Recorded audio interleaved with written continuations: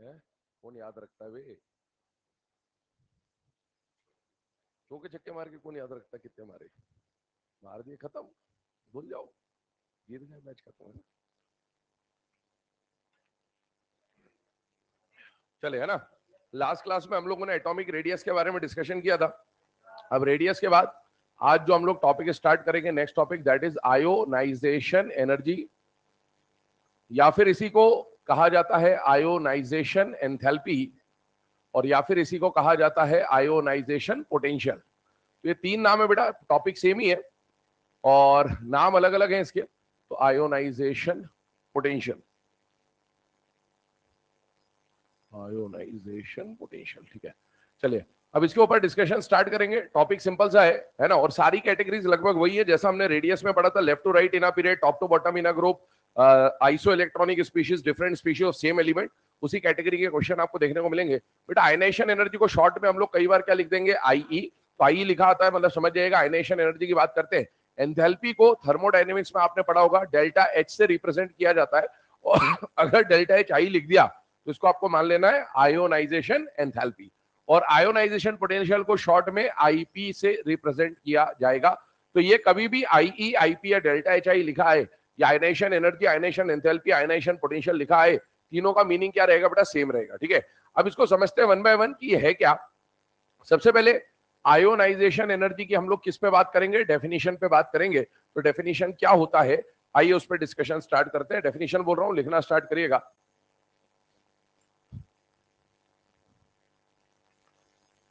The minimum amount of energy, the minimum amount of energy required, the minimum amount of energy required to remove, the minimum amount of energy required to remove,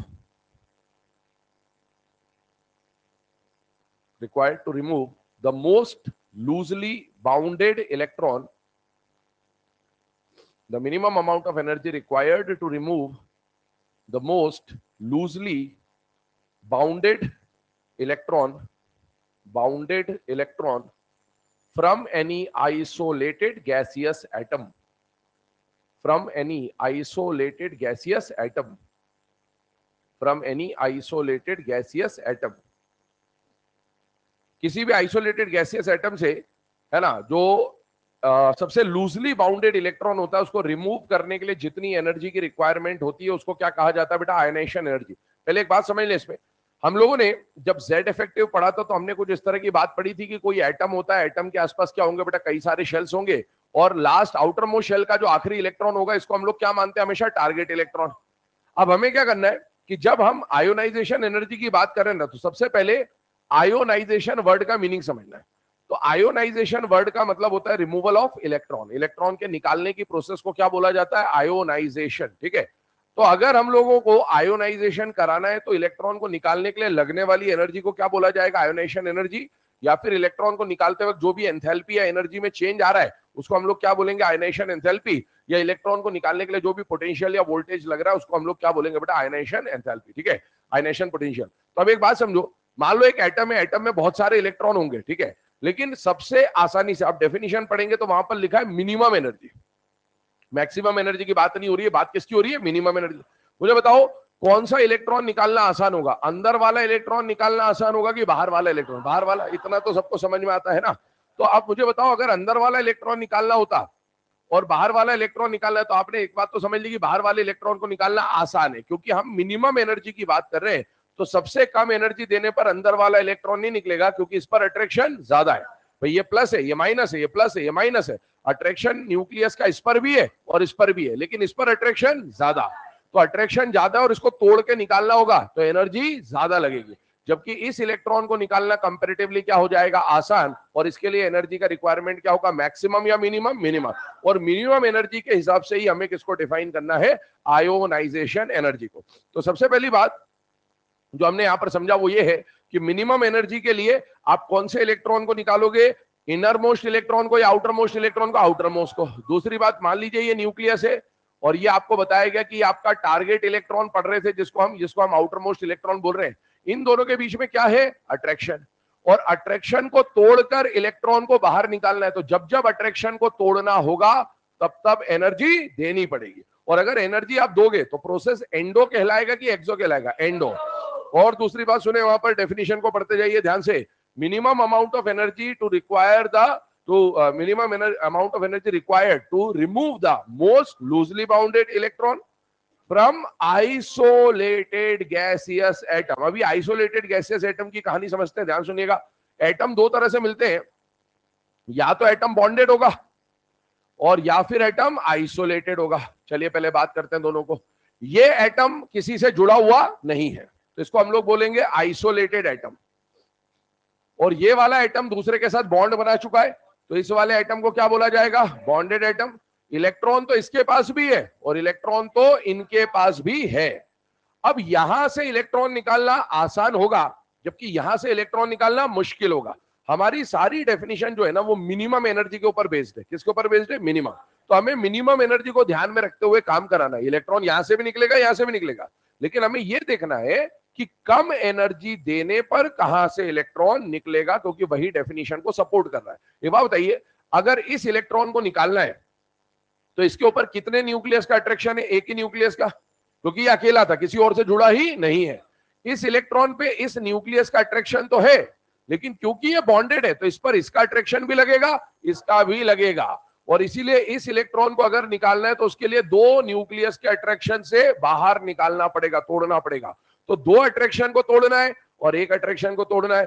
बताइए आसान काम कौन सा होगा? एक attraction को तोड़ना। इसीलिए मिनिमम एनर्जी के लिए जब आप डिफाइन कर रहे हो तो आप बॉन्डेड एटम को नहीं सजेस्ट करेंगे, आप आइसोलेटेड एटम को सजेस्ट करेंगे। ये बात समझ में आनी चाहिए। उसके बाद अगला पॉइंट क्या है? आप देखो, आइसोलेटेड एटम तो लिया, लेकिन वो सॉलिड, लिक्विड, गैसियस में से कौन सा लिया? गैसियस। इतनी बात समझ में आनी चाहिए बेटा। सॉलिड में अट्रैक्शन ज्यादा होता है, लिक्विड में अट्रैक्शन कम, और गैसेस में अट्रैक्शन सबसे कम। हमें इलेक्ट्रॉन को आसानी से निकालना है। आसानी से निकालना है मतलब अट्रैक्शन ज्यादा होना चाहिए कि कम होना चाहिए? कम होना चाहिए। और इसीलिए हम लोगों को गैसियस फॉर्म को लेना पड़ेगा, क्योंकि गैसियस में अट्रैक्शन क्या होता है बेटा? कम होता है। जबकि अगर हम सॉलिड फॉर्म या लिक्विड फॉर्म ले लेंगे तो अट्रैक्शन क्या मिलेगा? ज्यादा। और ज्यादा अट्रैक्शन में से इलेक्ट्रॉन को निकालने के लिए एनर्जी भी क्या लगेगी? ज्यादा। जबकि हमें क्या चाहिए? Minimum energy. ठीक है, तो ये तो पहले तो अपने डेफिनेशन की बात करी। डेफिनेशन के बाद ये डायग्राम आप लोग बना ले पहले, फिर इस पर डिस्कशन करते हैं। और कुछ बातें हैं जो हमें पढ़नी है। डायग्राम रिप्रेजेंट कर ले, और साथ ही साथ इसकी जो यूनिट्स है वो भी मैं लिख देता हूं, क्योंकि एक तरह की एनर्जी है तो एनर्जी की यूनिट किलो कैलोरी पर मोल, या फिर किलो जूल पर मोल, या फिर इलेक्ट्रॉन वोल्ट पर एटम हो जाएगी।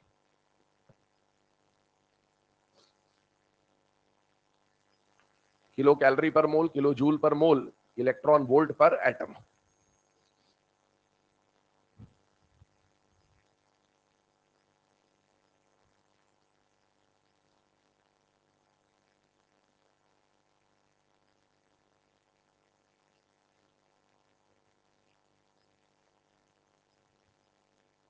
चलिए, ये डायग्राम और यूनिट्स को लिखने के बाद एक और पॉइंट पर डिस्कशन करेंगे। वो क्या है? देखो, हमें इलेक्ट्रॉन निकालना है। देखो, केमिस्ट्री के अंदर जब ये टॉपिक चल रहा है ना, अभी खासकर आप जब आईई की बात कर रहे हो या खासकर इसके बाद जब आप ईए की बात करोगे, तो दोनों के अंदर ध्यान सुनना, आप इलेक्ट्रॉन निकाल रहे हो तो इलेक्ट्रॉन तीन जगह से निकाला जा सकता है। एक तो न्यूट्रल एटम में से आप इलेक्ट्रॉन निकाल सकते हो बेटा, ठीक है। इसके अलावा कैटायन में से भी इलेक्ट्रॉन निकाला जा सकता है, और एनायन में से भी इलेक्ट्रॉन निकाला जा सकता है। इलेक्ट्रॉन तो आप कहीं से भी निकाल दो, अगर किसी के पास इलेक्ट्रॉन है तो उससे इलेक्ट्रॉन निकालने में कोई बुराई नहीं है, निकाल सकते हो। अब मुझे बताओ, अभी जो अपन ने डेफिनेशन लिखी है उसमें हमने किसके बारे में बात करी है? कैटायन की बात करी है, एनायन की बात करी है, न्यूट्रल एटम की बात करी है, सबकी बात करी है, किन्हीं दो की बात करी, किसकी बात करी है? किसकी बात करी? न्यूट्रल। हमने डेफिनेशन में लिखा है आइसोलेटेड गैसियस एटम। एटम जब लिख दिया तो मतलब वो न्यूट्रल की बात हो रही है, वरना अगर इनको लिखना होता तो एटम के बदले क्या यूज करते हैं? आयन। तो पहली बात तो अपने को ये समझना है कि हमने जो डेफिनेशन की बात करी वो किसके बारे में बात करी है? Neutral atom. अब सुनो, मान लो ये एक न्यूट्रल एटम है और इसमें न्यूक्लियस और इलेक्ट्रॉन में अट्रैक्शन है, प्लस और माइनस में अट्रैक्शन है।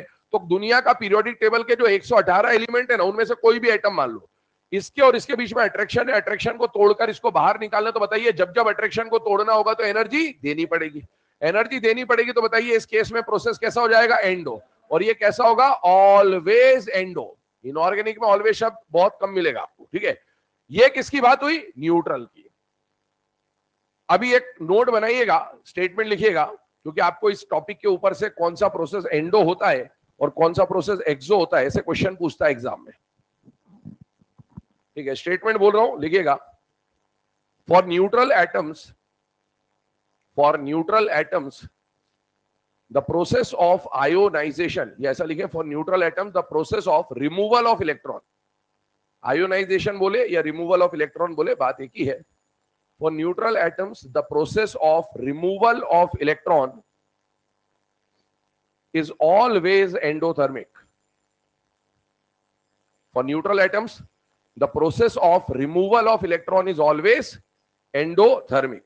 मतलब आपको कोई भी न्यूट्रल एटम दे दे पीरियोडिक टेबल का और बोले इसमें से इलेक्ट्रॉन निकालना है, तो ये प्रोसेस एंडो होगा कि एक्सो होगा? Process will always be endo. अच्छा, एक और बात सुने, अगर आपने इसमें से, ये मान लो न्यूट्रल आइटम है, ध्यान सुनना, मैं कैटायन एनायन की बात कर रहा हूं कि इसके लिए कब एंडो होता है कब एक्सो होता है, इनके लिए प्रोसेस कैसी होती है। इसके लिए तो पक्का एंडो हो गई, लेकिन इनके लिए कैसा होता है वो हमें समझना है। बेटा अगर ये एंडो है ना तो ये भी एंडो ही होगा, अगर ये एंडो है तो ये भी डेफिनेटली एंडो होगा, और इसके मुकाबले ये ज्यादा एंडो होगा, ज्यादा एंडो होगा। क्यों होगा? थोड़ा लॉजिक लगाइए। क्या ये ए और ए प्लस, क्या ये ए और ए प्लस आपको different species of same element दिख रहे कि नहीं दिख रहे बेटा? दिख रहे। अच्छा, अगर different species of same element है तो different species of same element के अंदर आप कौन सा फैक्टर लगाते हैं बेटा? Z effective. अच्छा, जेड इफेक्टिव का फैक्टर अगर आप लगा रहे हैं तो मुझे एक बात बताओ, ए से ए प्लस जाने पर पॉजिटिव चार्ज बढ़ रहा है या कम हो रहा है? बढ़ रहा है। और जब जब पॉजिटिव चार्ज बढ़ेगा जेड इफेक्टिव बढ़ेगा। बेटा इसके मुकाबले यहां पर जेड इफेक्टिव क्या है? ज्यादा। जेड इफेक्टिव ज्यादा, इसका मतलब है न्यूक्लियस का इलेक्ट्रॉन पर, टारगेट पर अट्रैक्शन ज्यादा है, और अट्रैक्शन ज्यादा है तो बताइए इलेक्ट्रॉन निकालना आसान होगा कि मुश्किल होगा? मुश्किल होगा। और आपको मुश्किल काम को करवाना है, तो मुश्किल काम को कराने के लिए एनर्जी का रिक्वायरमेंट कम होगा कि ज्यादा होगा? ज्यादा होगा। तो बेटा यहां पर हम लोग क्या बोल रहे हैं कि ये प्रोसेस एंडो, तो ये तो और ज्यादा एंडो होगा। इसके लिए कोई भी डिस्कशन अभी हम नहीं कर रहे हैं, इसका डिस्कशन अगले टॉपिक को जब हम पढ़ लेंगे ईए तब हम करेंगे। तो अभी के लिए फिलहाल में अपने दिमाग में सेट कर लीजिए कि न्यूट्रल एटम के लिए प्रोसेस हमेशा कैसा होगा? एंडो, और कैटायन के लिए तो और भी ज्यादा एंडो, मतलब रिमूवल ऑफ इलेक्ट्रॉन की प्रोसेस जनरली कैसी हो जाएगी? एंडो। इसके केस में भी मैक्सिमम एंडो होता है, पर कुछ केस में एक्सो भी होगा, और इसीलिए अभी इसको डिस्कशन नहीं करेंगे। तो जनरली न्यूट्रल के लिए हमेशा एंडो, कैटायन के लिए हमेशा एंडो, इसके लिए मैक्सिमम टाइम एंडो, कभी कभार एक्सो होगा। मतलब हम ऐसा बोल सकते हैं कि इलेक्ट्रॉन के रिमूवल का प्रोसेस जनरली कैसा होता है? एंडोथर्मिक होता है। चलिए आगे बढ़ते हैं।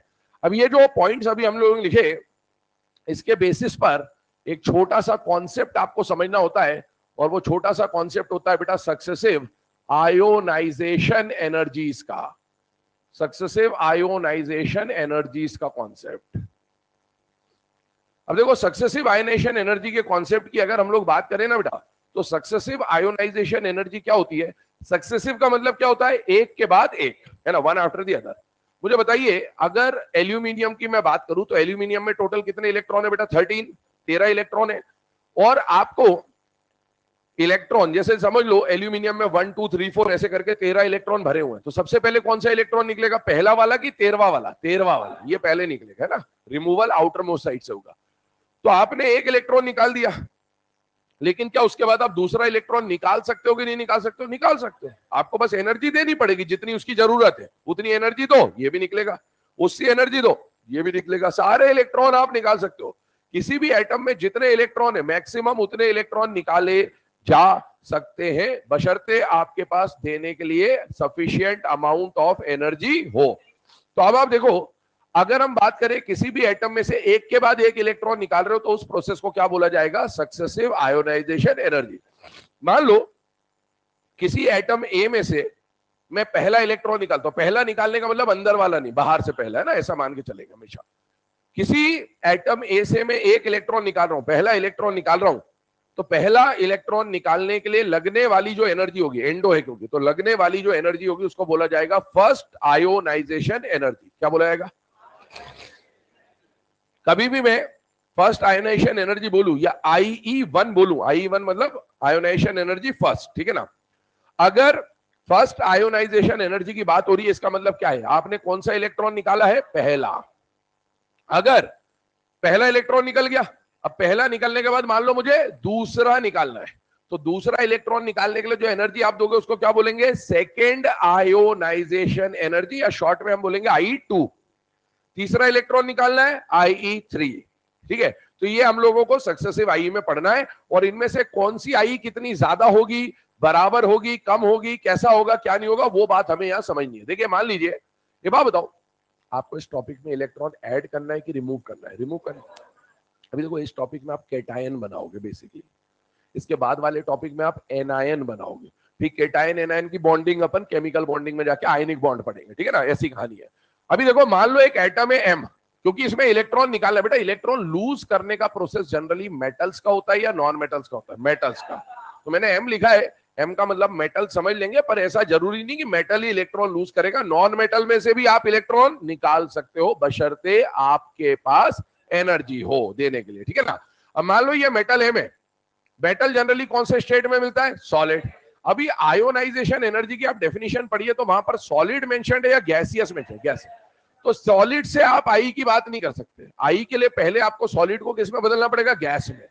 ये जो मैं स्टेप लिख रहा हूं ये आयोनाइजेशन एनर्जी का पार्ट नहीं है, क्योंकि आयोनाइजेशन एनर्जी चालू कब होगा, जब गैसियस बन चुका होगा उसके आगे से। अब आपने मेटल को सॉलिड से गैस में बदला, क्लास 9th में आप एक प्रोसेस पढ़ते हैं जिसका नाम होता है सब्लिमेशन। कौन सा प्रोसेस, सब्लिमेशन।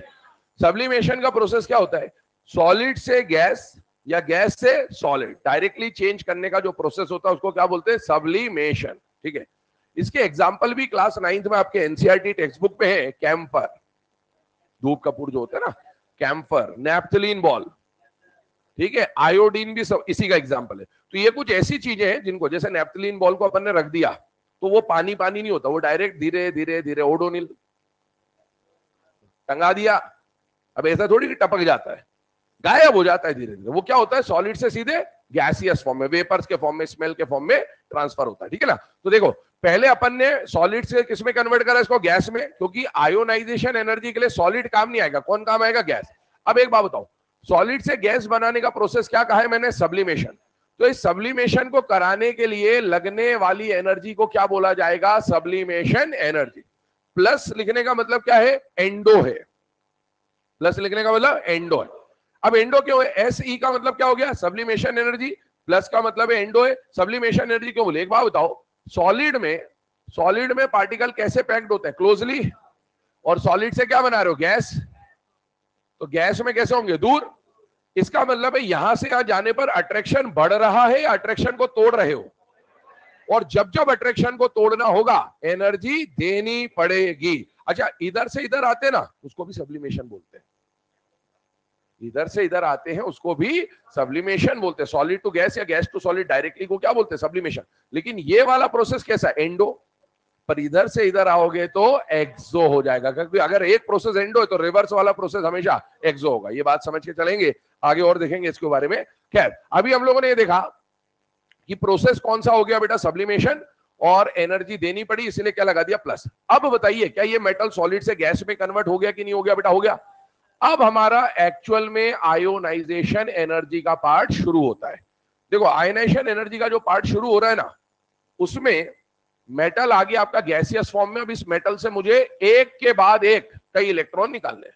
मैं यहां पर 3 इलेक्ट्रॉन के रिस्पेक्ट में बात करूंगा केवल, I1, I2, I3। आप चाहे तो उसके आगे भी बना सकते हो, बट अपने को तो एक जनरल पैटर्न समझना है, वो 3 से अपन समझ लेंगे, कंक्लूजन निकाल लेंगे। मान लो किसी मेटल में से मैंने एक इलेक्ट्रॉन निकाल के इसको क्या बना दिया, M+, एक और इलेक्ट्रॉन निकाला तो ये क्या बन जाएगा बेटा, M+2, और एक और इलेक्ट्रॉन निकाला तो ये क्या बन जाएगा, M+3।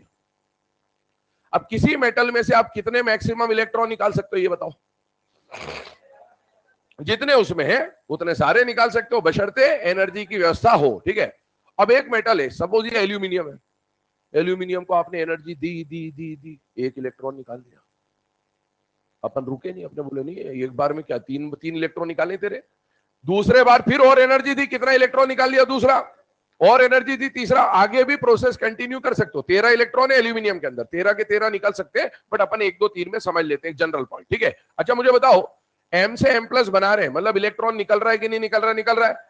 और किसी न्यूट्रल एटम में से इलेक्ट्रॉन निकालने का प्रोसेस हमेशा एंडोथर्मिक होगा।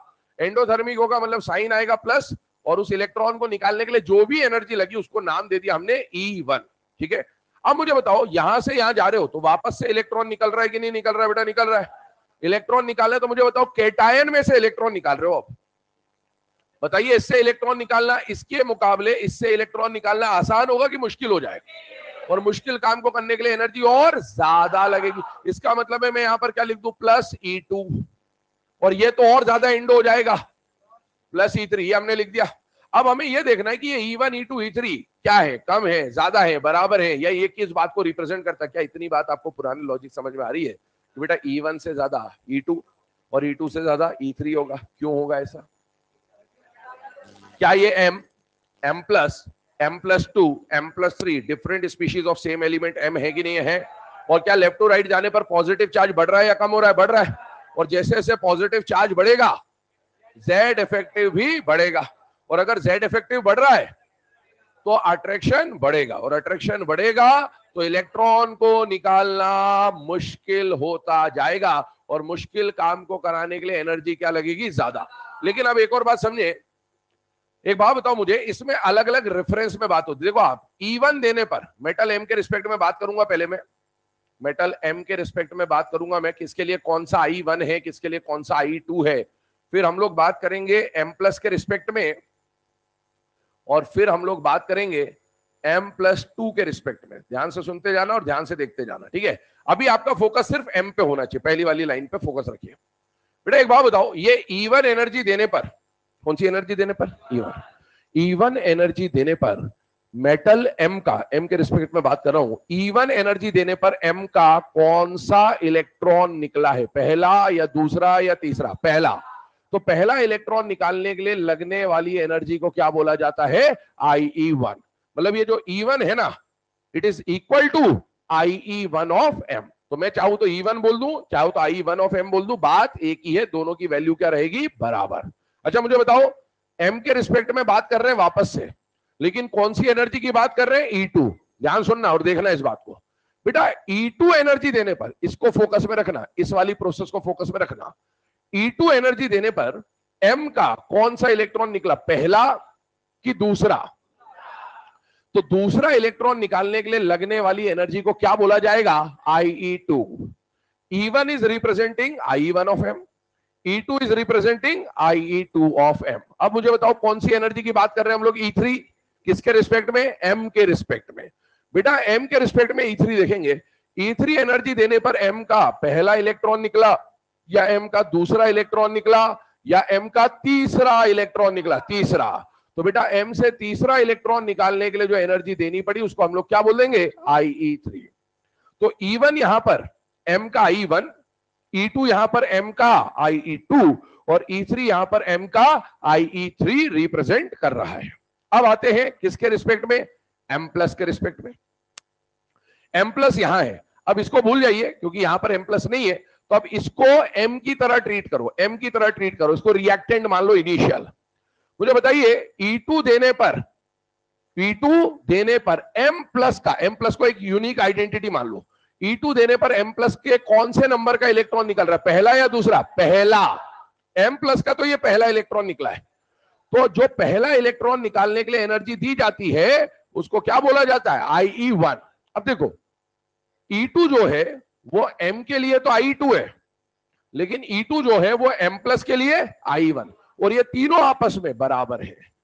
मैं ऐसा बोल सकता हूं I1 of M equal to E1, या फिर मैं ऐसा बोल सकता हूं I1 of M plus is equal to I2 of M is equal to E2। बात सेम है। आगे बढ़ो, M प्लस के रिस्पेक्ट में देखना, ये रहा M प्लस।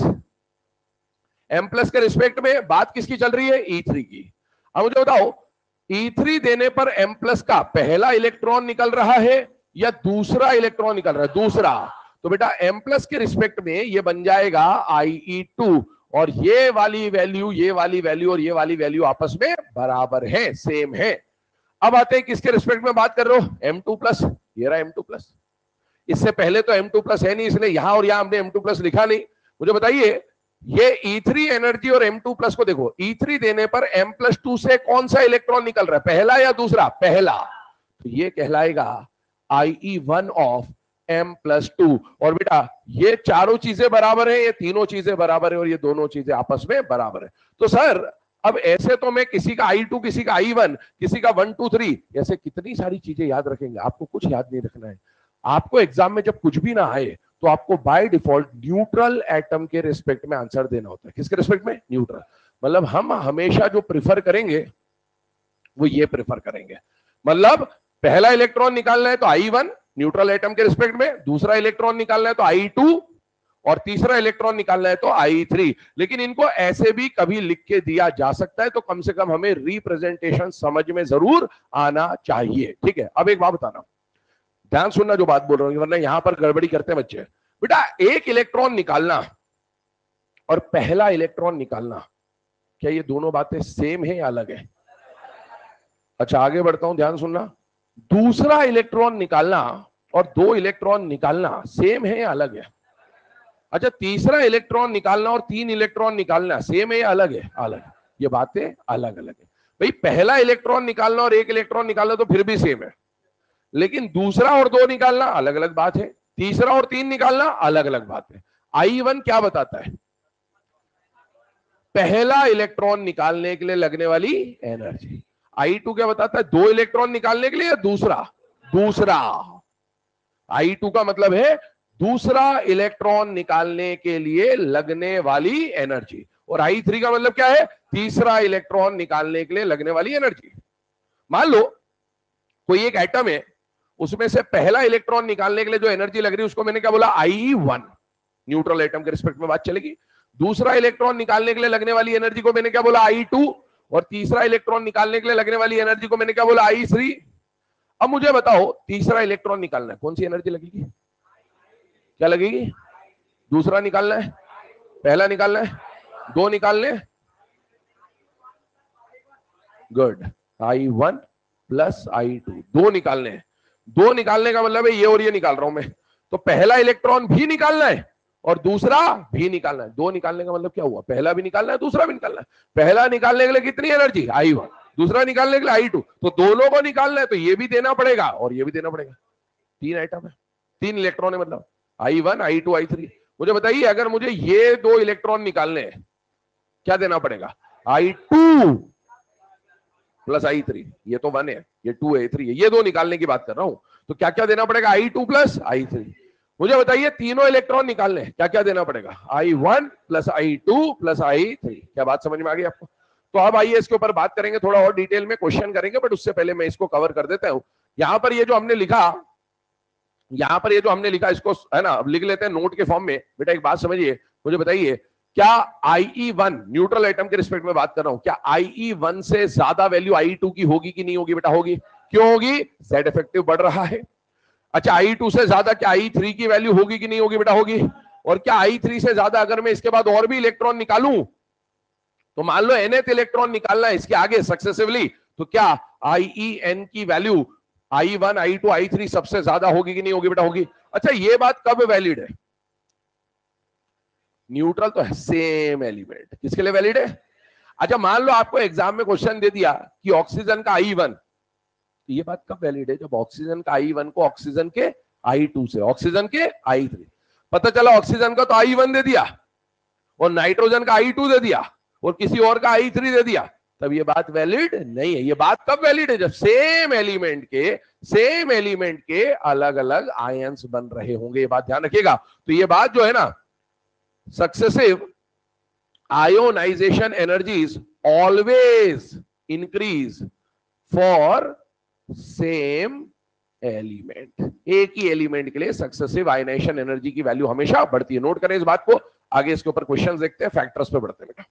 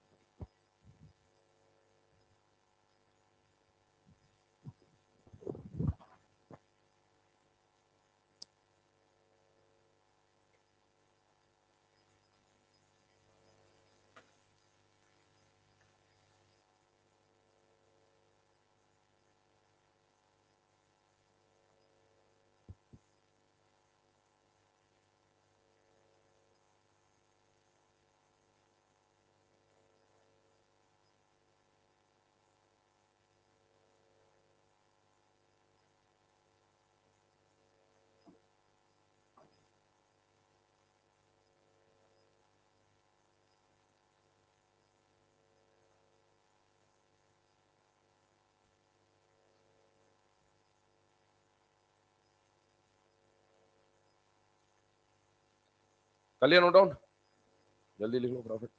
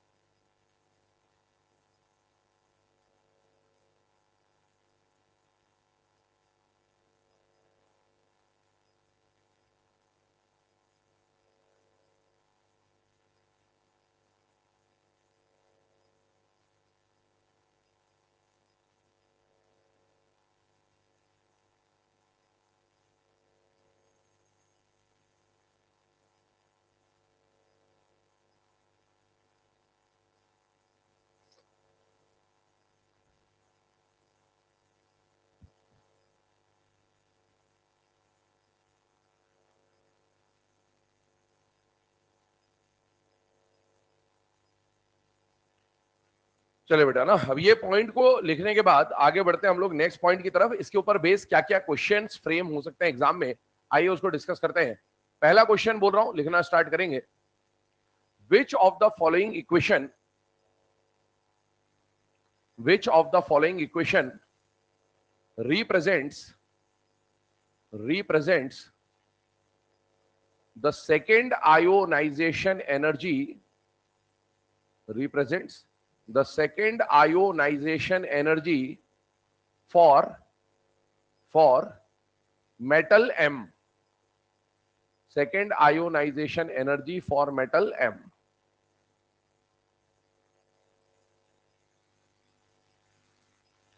ठीक है, ऑप्शंस आपके सामने लिखे, 4 इक्वेशंस लिखी हुई है। इनमें से आपको इक्वेशन को देखकर बताना है कि एम के रिस्पेक्ट में बात हो रही है और एम के रिस्पेक्ट में इनमें से कौन सी वैल्यू या कौन सी इक्वेशन सेकेंड आयोनाइजेशन एनर्जी समझा रही। आप तो चारों को समझने की कोशिश करिए कि अगर पहले के लिए क्वेश्चन बनाया जाता तो क्या बनता, दूसरे के लिए अगर क्वेश्चन बनता तो क्या बनता, हमको चारों पे डिस्कशन करना है, ठीक है ना। तो आप पहले चारों को सोच लें। अभी करेक्ट आंसर कौन सा होगा? सी है ना, करेक्ट आंसर इज सी। क्यों होगा सी? क्योंकि एम के रिस्पेक्ट में बात कर रहा हूं। एम के रिस्पेक्ट में यहां पर पहला इलेक्ट्रॉन निकला और यहां पर दूसरा निकला, और दूसरा इलेक्ट्रॉन निकलने का प्रोसेस क्या होता है बेटा? I2। अच्छा मुझे बताओ, एम के रिस्पेक्ट में ये क्या हो गया? I2। ये क्या है एम के रिस्पेक्ट में?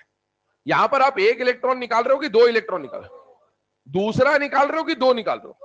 2 निकाल रहे हो, 2 निकाल रहे हो। एम से एम प्लस भी बना होगा और M+1 से M+2 भी बना होगा। यहां इकट्ठे 2 इलेक्ट्रॉन निकाल रहे हो, 2 इलेक्ट्रॉन निकाल रहे हो, मतलब ये I1 प्लस I2 को रिप्रेजेंट कर रहा है बच्चों। अच्छा मुझे बताइए, यहां पर M से M+ बना रहे हो, कितना इलेक्ट्रॉन निकाल रहे हो? 1, और वो भी पहला इलेक्ट्रॉन है। तो बताइए ये क्या रिप्रेजेंट कर रहा है? Sublimation energy plus I1।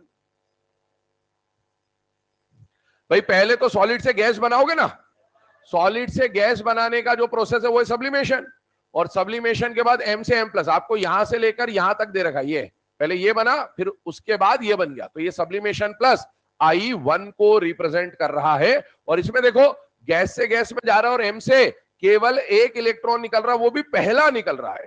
तो ये सिर्फ क्या रिप्रेजेंट कर रहा है बेटा? IE1। तो इनमें से कुछ भी क्वेश्चन फ्रेम किया जा सकता था, तो हमें देखकर इक्वेशन समझ में आना चाहिए कि कौन सी इक्वेशन किस बात को रिप्रेजेंट कर रही है। यहां पर आगे बढ़ते हैं अगले क्वेश्चन पे। इसी पैटर्न पे और क्या क्वेश्चन फ्रेम हो सकता है?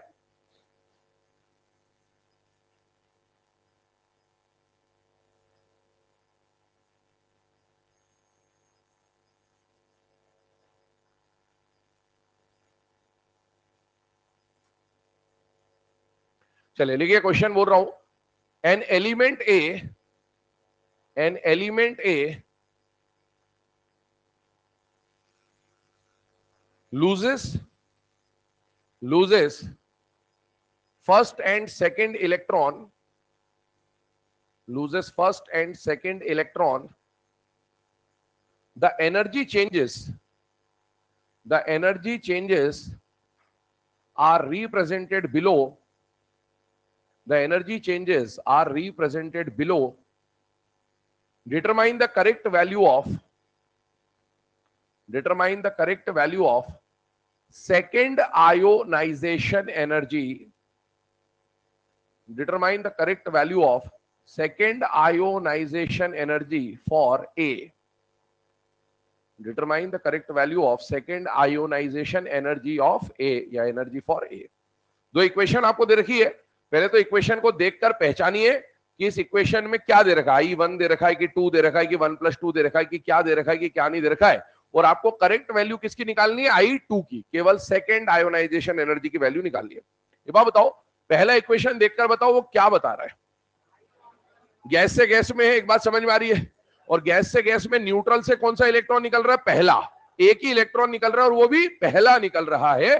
तो बेटा पहला इलेक्ट्रॉन निकालने के लिए लगने वाली एनर्जी को क्या बोला जाता है, I1, और I1 का वैल्यू आपको दे रखा है कितना, 150। तो हमें I1 की वैल्यू पता चल गई 150। ठीक है, अब मुझे बताओ यहां पर गैस से गैस में जा रहा है, मतलब सब्लिमेशन का रोल तो नहीं है, और ए से क्या बना रहे हो, A+2। यहां कितना इलेक्ट्रॉन निकाला, 1 2 3, क्या निकाला, 2 इलेक्ट्रॉन, 2 निकाले, और वो भी शुरू वाले दोनों निकाले, 0 से 2 पे जा रहे हो, तो पहला भी निकला और दूसरा भी निकला। मतलब ये इक्वेशन किसको रिप्रेजेंट कर रहा है, I1 प्लस I2 को। अच्छा, I1 का वैल्यू कितना दे दिया, 150, और 1+2 का वैल्यू कितना दे दिया, 500। दोनों को माइनस कर दोगे तो क्या I2 आ जाएगा कि नहीं आ जाएगा, आ जाएगा, और उसका वैल्यू कितना आ जाएगा, 350।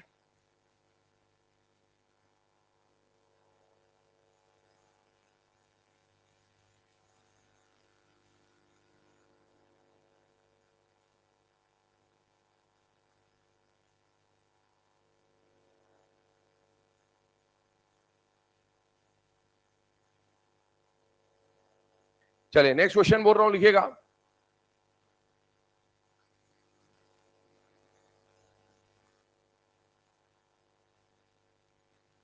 Which of the following equation represents most endothermic process? Which of the following equation represents most endothermic process? Represents most endothermic process. Equations आपके सामने लिखी हुई है, नोट कर लें इसे। मोस्ट एंडो कौन सा होगा, ऑप्शन सी। क्यों होगा ऑप्शन सी, क्योंकि वो थर्ड आई को रिप्रेजेंट कर रहा है, सक्सेसिव आई हमेशा बढ़ती है। एक बात देखो जरा ध्यान से, m से m+ बनाया मतलब क्या हो गया, I1 दिया, m+1 से m+2 बनाया मतलब I2 दिया, और 2 से 3 बनाया तो क्या बनाया, I3 दिया। और आप बताइए क्या सेम एलिमेंट के लिए सक्सेसिव आई की वैल्यू हमेशा बढ़ेगी या कम होगी, बेटा बढ़ेगी। और या फिर आप इसको ऐसा भी देख सकते हो कि m से इलेक्ट्रॉन निकाल रहे हो, m+ से इलेक्ट्रॉन निकाल रहे हो, m+2 से इलेक्ट्रॉन निकाल रहे हो, बेटा सेम एलिमेंट के ये डिफरेंट स्पीशीज है, और different species of same element में एक कॉन्सेप्ट हमेशा यूज में आएगा, वो होगा Z effective directly proportional to positive, inversely proportional to negative. जिसका पॉजिटिव चार्ज सबसे ज्यादा, उससे इलेक्ट्रॉन निकालना सबसे मुश्किल, और मुश्किल काम को कराने के लिए एनर्जी का रिक्वायरमेंट क्या रहेगा बेटा, ज्यादा रहने वाला है। तो इसीलिए इसका करेक्ट आंसर हो जाएगा सी। अच्छा, इसी में अगर क्वेश्चन पूछता कि किस प्रोसेस में मिनिमम एनर्जी का रिक्वायरमेंट है, फर्स्ट, और फिर एक क्वेश्चन बना सकता है कि तीनों एनर्जी का ऑर्डर बना दीजिए, तो ऑर्डर क्या हो जाता, 1 से ज्यादा 2, 2 से ज्यादा 3। तो ये 3 तरह के क्वेश्चन इस पे बन सकते थे, नोट कर लेने से। आगे बढ़ते हैं नेक्स्ट पार्ट पे इस टॉपिक के। तो अभी तक हम लोगों ने आयनाइजेशन एनर्जी क्या होती है, उसकी यूनिट्स क्या होती है, एंडो होगा या एक्सो होगा, और सक्सेसिव आईई का मतलब क्या होता है और उसको कैसे कंपेयर करना होता है, इन बातों पे अभी तक हम लोगों ने डिस्कशन किया। अब आगे बढ़ते हैं। आईई के अंदर हमें एग्जाम में वही ऑर्डर वाले क्वेश्चन आएंगे जो अपने रेडियस वेडियस में करे वैसे, तो उन क्वेश्चंस में फिर से वही 6 टाइप के केसेस बनेंगे, left to right in a period, top to bottom in a group, iso electronic, different species. मुझे बताइए रेडियस के अंदर left to right in a period में कौन सा फैक्टर लगाया था, यहां भी क्या लगेगा, जेड इफेक्ट। इसके बाद ईए पढ़ोगे वहां भी क्या लगेगा, जेड इफेक्टिव। ईएन पढ़ोगे वहां भी क्या लगेगा, जेड इफेक्ट। अब इतनी बार में अगर याद नहीं हुआ तो इस साल तो ना हो रहा फिर, ठीक है, ध्यान सुन लो। Top to bottom in a group में हमने रेडियस में क्या लगाया था, शेल नंबर, यहां पर भी क्या लगाएंगे, शेल नंबर। शेल नंबर को बस यहां पर हम रेडियस बोल देंगे, क्या बोल देंगे, वहां पर क्या होता, शेल बढ़ रहा था तो रेडियस भी बढ़ रहा था। अब हम यहां पर उसको शेल नंबर ना बोल के रेडियस बोल देंगे, बात एक ही है, वही शेल नंबर है वही रेडियस है। हमने पिछले में रेडियस पढ़ना था, इसलिए रेडियस में रेडियस को एज अ फैक्टर यूज नहीं कर सकते थे, तो शेल नंबर एक फैक्टर बना दिया। लेकिन अब रेडियस पढ़ चुके हैं तो अब आगे हम लोग रेडियस पढ़ेंगे। इसके बाद बताइए अगर आइसो इलेक्ट्रॉनिक आता है या different species of same element आता है, कौन सा लॉजिक लगाना है? Z effective. तो ये अभी हम लोग फैक्टर्स की बात करते हैं, आइए इसको देखते हैं। सिंपल सा पार्ट है, समझते जाइए। हम लोग यहां पर पढ़ रहे हैं फैक्टर्स अफेक्टिंग आयोनाइजेशन एनर्जीज। ध्यान सुनते जाना, ध्यान से देखते जाना और एक साथ नोट कर लेना। पहले 3 फैक्टर बता दे रहा हूं, समझ लीजिए। पहला टाइप का जो क्वेश्चन आता है वो कौन सा आता है बेटा? इन a period. In a period शुरू से आखिरी तक जो एक कॉमन कॉन्सेप्ट आपको यूज करना है वो कौन सा कॉन्सेप्ट है बेटा? Z effective. ध्यान से सुनना मेरी बात को। लेकिन ये बात बताओ, पीरियड में जब आप मूव करते हो तो कैसे मूव करते हो? Left to right. Left to right जाने पर बताइए जेड इफेक्टिव बढ़ता है या कम होता है? बढ़ता है। अच्छा, जेड इफेक्टिव बढ़ने का मतलब क्या है? न्यूक्लियस का टारगेट इलेक्ट्रॉन पर अट्रैक्शन बढ़ रहा है। तो जेड इफेक्टिव बढ़ रहा है मतलब अट्रैक्शन बढ़ रहा है, और अट्रैक्शन बढ़ रहा है तो न्यूक्लियस का अगर आउटर मोस्ट इलेक्ट्रॉन पर अट्रैक्शन बढ़ रहा है तो इलेक्ट्रॉन निकालना आसान होगा कि मुश्किल होगा? मुश्किल। और आपको आई देना है मतलब मुश्किल काम करवाना है, मुश्किल काम को करवाना है तो एनर्जी कम लगेगी कि ज्यादा लगेगी? ज्यादा। इसका मतलब यहां पर क्या हो गया कि लेफ्ट टू राइट जाने पर आई का वैल्यू बढ़ जाएगा। एक छोटा सा पॉइंट बताता हूं, ध्यान सुन लेना, समझ लेना इस बात को। आपको अभी आपने एक टॉपिक पढ़ा था रेडियस, अभी आप पढ़ रहे हो आईई, फिर आप पढ़ोगे ईए, फिर आप पढ़ोगे ईएन। लेफ्ट टू राइट और टॉप टू बॉटम में रेडियस में क्या हुआ था? रेडियस बताइए, लेफ्ट टू राइट जाने पर साइज क्या हो रहा था? कम हो रहा था।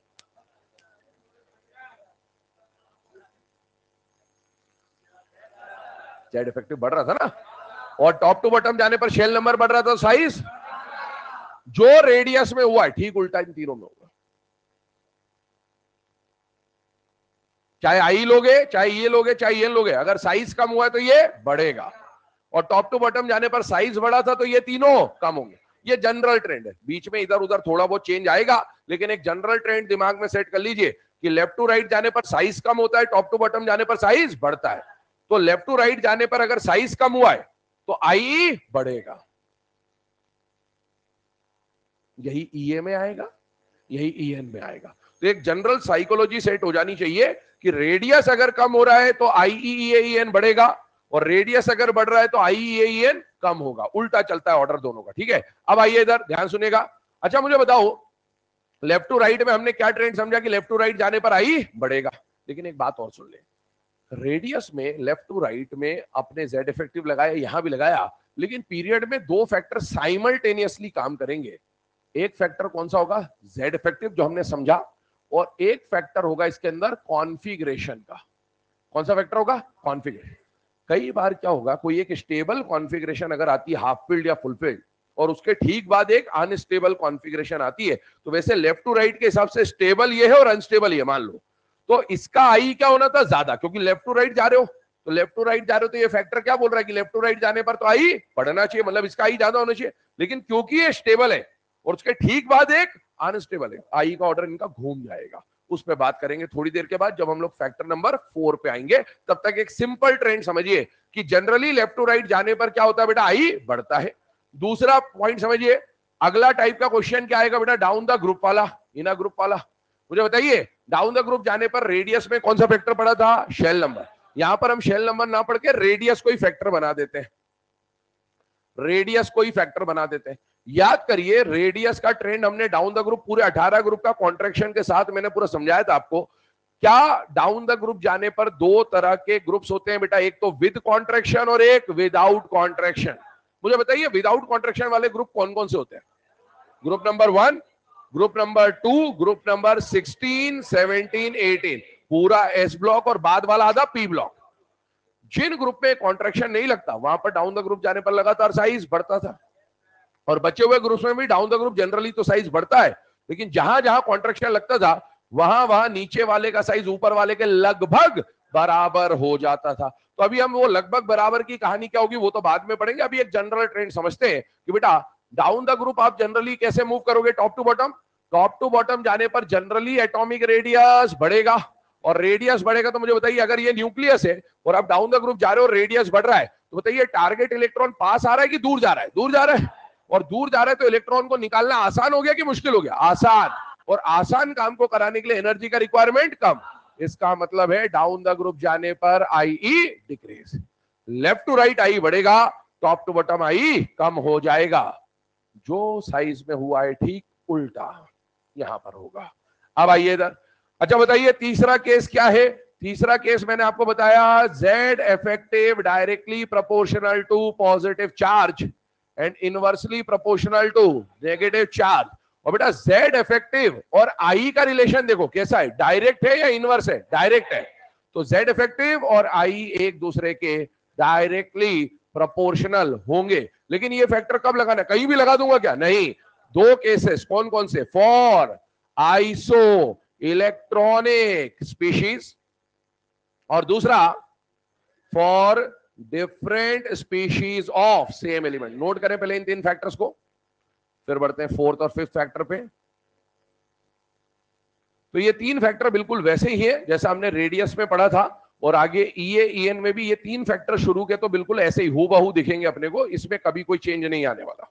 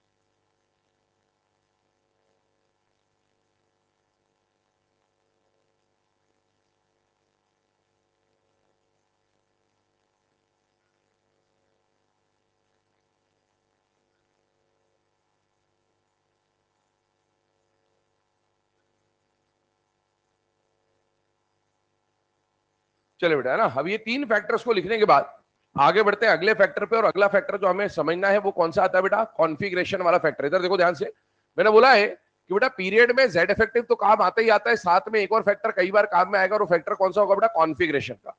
अब ये कॉन्फ़िगरेशन का फैक्टर क्या है, आइए पहले इस पे थोड़ा सा डिस्कशन करेंगे ताकि हमें इसके बारे में क्लैरिटी रहे कि इसको कब लगाना है, कैसे लगाना है और किस तरह से लगेगा। सिंपल सी बात है, समझ लीजिए बेटा। एक बात बताओ, पीरियड में जब भी क्वेश्चन आएगा, मैंने आपको पहले ही डिटेल में ये बातें बता रखी है, पीरियड में जब भी क्वेश्चन आएगा तो सबसे पहले क्वेश्चन कौन कौन से पीरियड का पूछ सकते हैं? या तो सेकंड पीरियड का, या थर्ड पीरियड का, या ज्यादा से ज्यादा फोर्थ पीरियड का। ये मैं आपको शुरू में बोल चुका हूं। सेकंड और थर्ड पीरियड से जब एग्जामिनर क्वेश्चन पूछता है तो उसका पूछने का उद्देश्य यह रहता है कि वो आपसे सब एसपी एसपी की जानकारी चाहता है। और फोर्थ पीरियड में अगर उसने क्वेश्चन बनाया तो वो सड़प मतलब डी ब्लॉक की क्वेश्चन के बारे में पूछना चाहता है। एक बात समझिएगा, हम अभी सेकंड और थर्ड पीरियड की बात कर रहे हैं, मतलब सब और सब की बात कर रहे हैं। बेटा अगर आप left to right in a period जा रहे हो तो बताइए कॉन्फ़िगरेशन क्या क्या आएगी? S1 S2, एस ब्लॉक की कॉन्फ़िगरेशन याद करिए। आप लेफ्ट टू राइट जा रहे हो, ग्रुप 1 ग्रुप 2, पी ब्लॉक में P1 P2 P3 P4 इस तरह चलते जा रहे हैं। तो यहां आएगा P1 P2 P3 P4 P5 P6। क्या आपको यही कॉन्फ़िगरेशन देखने को मिलेगी कि नहीं मिलेगी? बेटा मिलेगी। अब मुझे बताओ, इन कॉन्फ़िगरेशन को देखकर बताओ क्या ये left to right proper sequence में अरेंज है कि नहीं है? बेटा है। हो सकता है एग्जाम में ऐसे शफल वफल करके दे दे, तो अपने को अरेंज करना आना चाहिए कि पहले एस ब्लॉक में S1 S2 आता है, फिर पी ब्लॉक का 1 से लेकर 6 तक आता है। अच्छा मुझे बताओ क्या ये लेफ्ट टू राइट का अरेंजमेंट है कि नहीं है? बेटा है। लेफ्ट टू राइट जाने पर कौन सा फैक्टर लगाओगे? Z effective. Z इफेक्टिव बढ़ता है कि नहीं बढ़ता है? बढ़ता है। Left to right Z effective बढ़ेगा तो अट्रैक्शन भी बढ़ेगा। अट्रैक्शन बढ़ेगा तो इलेक्ट्रॉन को निकालना आसान या मुश्किल? मुश्किल। मुश्किल होगा तो मुश्किल काम को कराने के लिए एनर्जी भी क्या लगेगी? ज्यादा। इसका मतलब है कायदा ये बोलता है कि लेफ्ट टू राइट जाने पर सबसे कम आई किसकी होनी चाहिए? S1, जिसको हम लोग क्या बोलते हैं? Alkali metal. और यह बात बिल्कुल सही है कि पीरियोडिक टेबल के एक ही पीरियड में, सेम पीरियड में मिनिमम आई किसकी होती है? Alkali metal. और बताइए सबसे ज्यादा आई किसकी होनी चाहिए थे? Inert gas, noble gas. बिल्कुल सही बात है कि left to right in a period में जाने पर किसी भी सेम पीरियड में अगर बात की जाए तो मैक्सिमम आई आपको किसकी दिखेगी? इनर्ट गैस या नोबल गैस की। और कायदे से इनमें आई बढ़नी चाहिए थी, लेकिन हो क्या रहा है? देखो, ऑर्डर ऐसा बनना चाहिए था लगातार।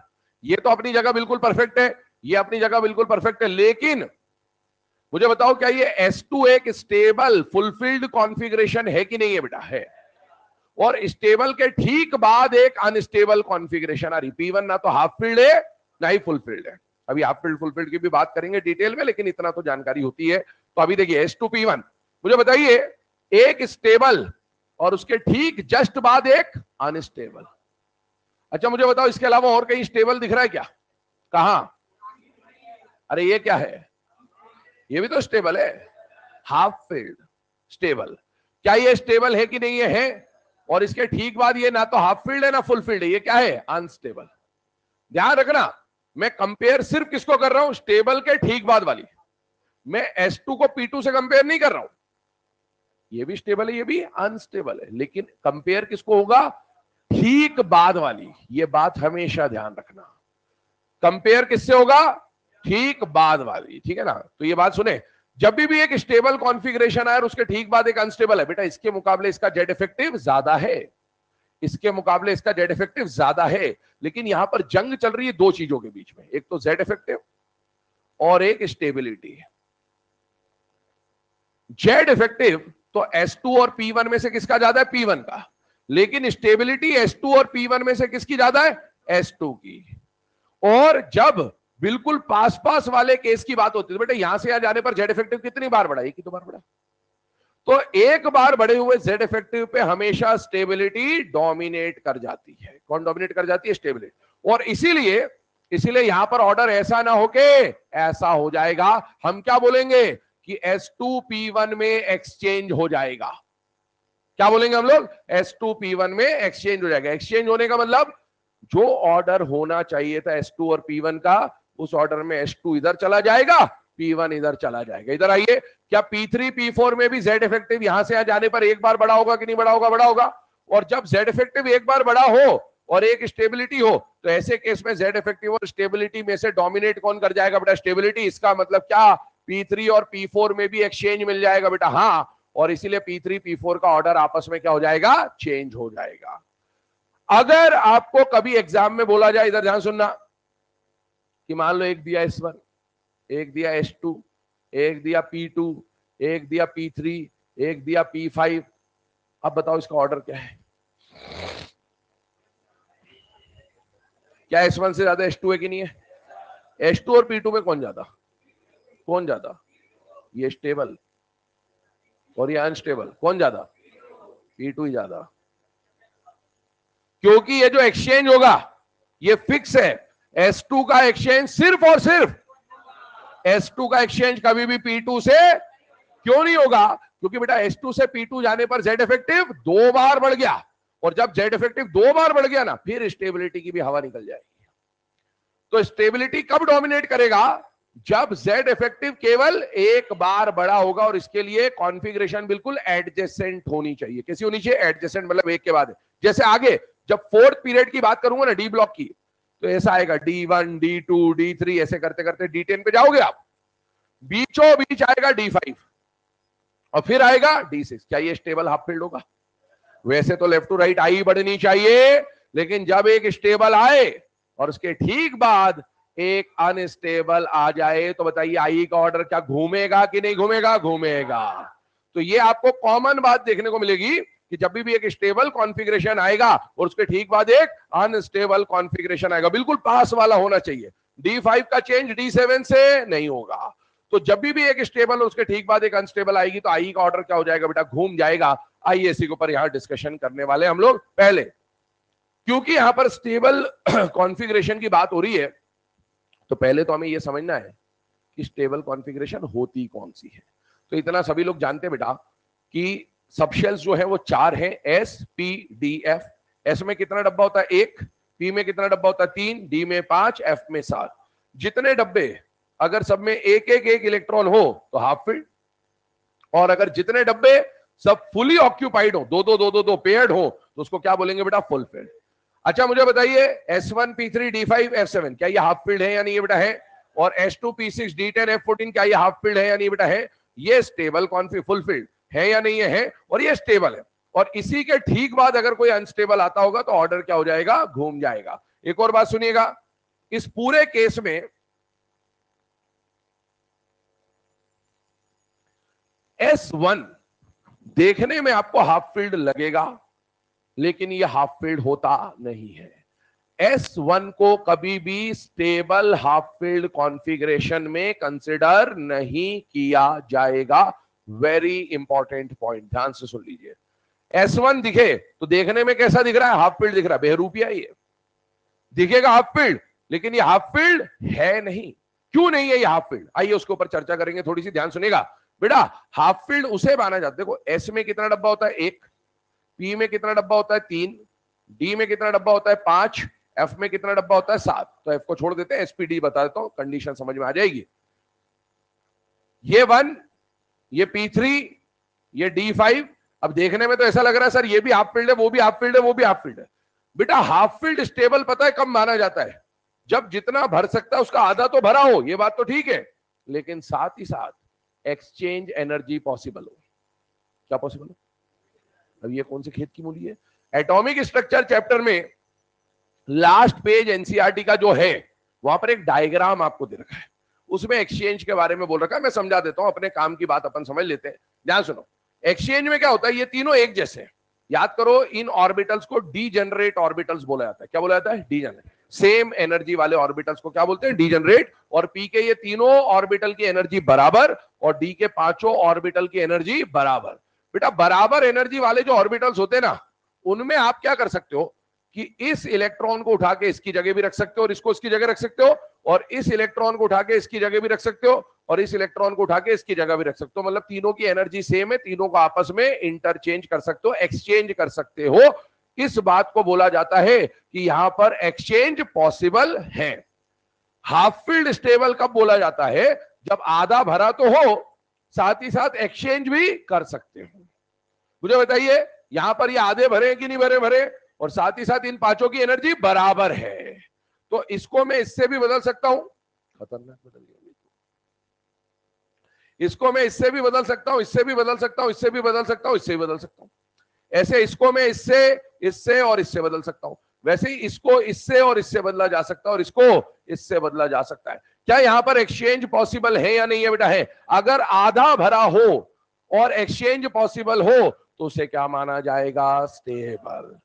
यहां पर आधा तो भरा है, एक्सचेंज किससे करोगे? अकेला ही तो है, इकलौता ही तो है, एक्सचेंज किससे करोगे?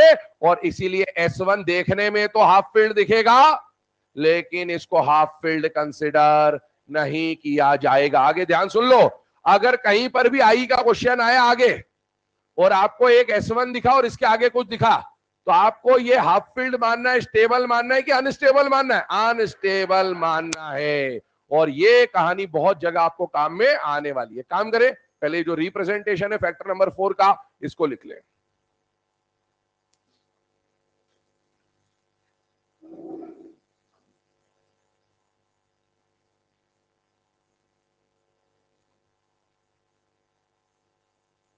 S1 के केस में लिख लेना आप लोग साइड में, है ना?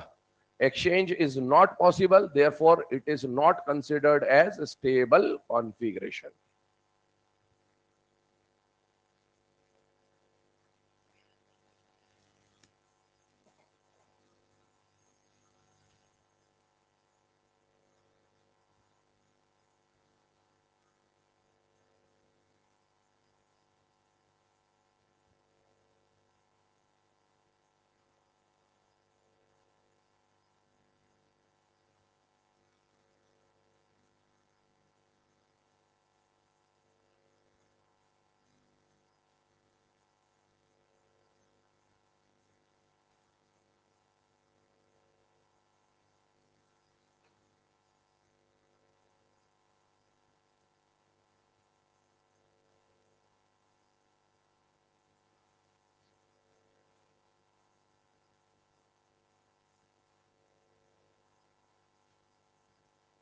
चलिए, है ना। अब ये जो फैक्टर नंबर 4 अभी हम लोगों ने देखा है, इसमें हाफ फील्ड और फुल फील्ड में कौन कौन सी कॉन्फ़िगरेशन को कंसिडर किया जाएगा और किसको नहीं कंसिडर किया जाएगा, वो हमने देखा। अभी इसी के आगे हम लोग कंटिन्यू करेंगे। इधर स्पेस नहीं है तो मैं नेक्स्ट स्लाइड में लिख रहा हूं, आप इसी के आगे लिखेंगे। ये सब बातें क्या बातें हैं, ध्यान से देखिएगा बेटा।